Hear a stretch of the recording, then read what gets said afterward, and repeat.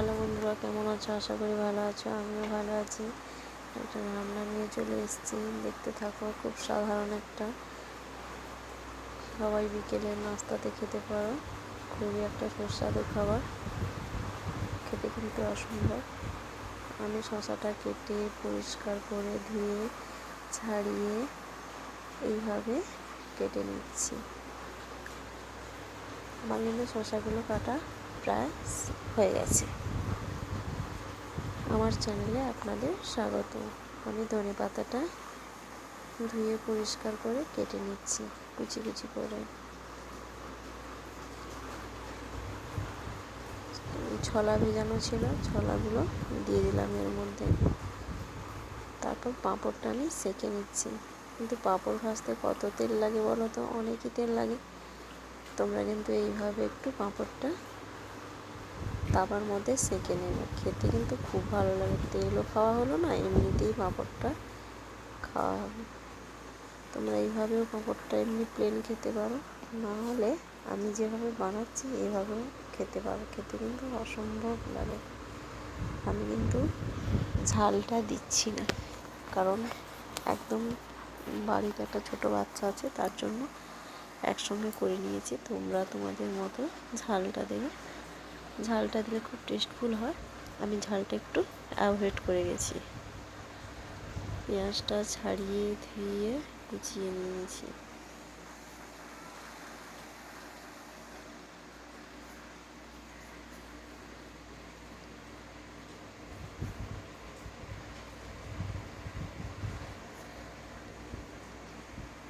বন্ধুদের যদি আমার রান্নাটা খুবই ভালো লাগে, তাহলে একটু কমেন্ট করতে ভুলো না। আমি একটু লেবুটা চিপড়ে দিলাম ওপর থেকে।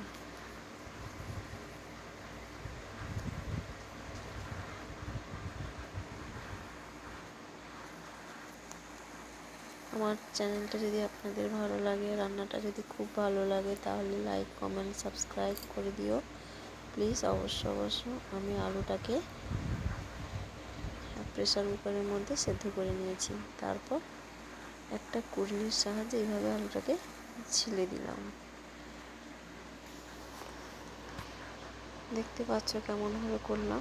তোমরা চাইলে আলুর ছালটাকে ছাড়িয়ে নিতে পারো। আমি আলুর ছালটা ছাড়াইনি, আমি এভাবেই দিয়েছি।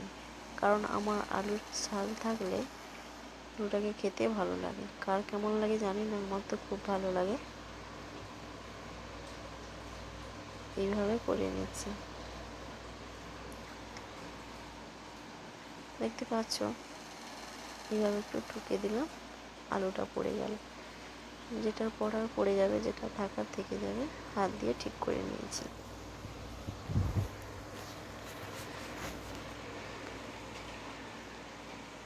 উপর থেকে একটু সেদ্ধ করা মটর আর চানাচুর দিয়ে দিলাম। তোমরা চাইলে ঝুরি ভাজাও অ্যাড করতে পারো। আমার কাছে চানাচুরটা ছিল, আমি চানাচুরটা দিলাম। তোমাদের কাছে যদি দুটো থাকে দুটোও দেবে, কোনো ব্যাপার নেই। এটা চাট মশলা। উপর থেকে একটু নুন। একসঙ্গে সব মিক্সড করলাম। ওপর থেকে পোড়া পাঁপড়টাকে রেখে একটা থালার মধ্যে যে মশলাটা বানিয়েছি, ও মশলাটা একটু ভালো করে দিয়ে দিচ্ছি এই পাঁপড়ের মধ্যে। খেতে যা লাগে না, মুখে লাগে থাকার মতন। একবার যদি কেউ খায়, বারবার খেতে চাইবে।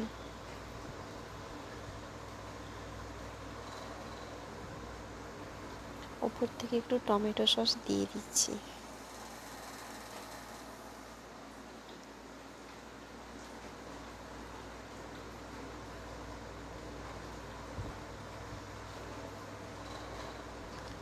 অল্প একটু টক দই দিয়ে দিচ্ছি, খেতে আরও ভালো লাগার জন্য। থালার মধ্যে করেছিলাম, আর একটা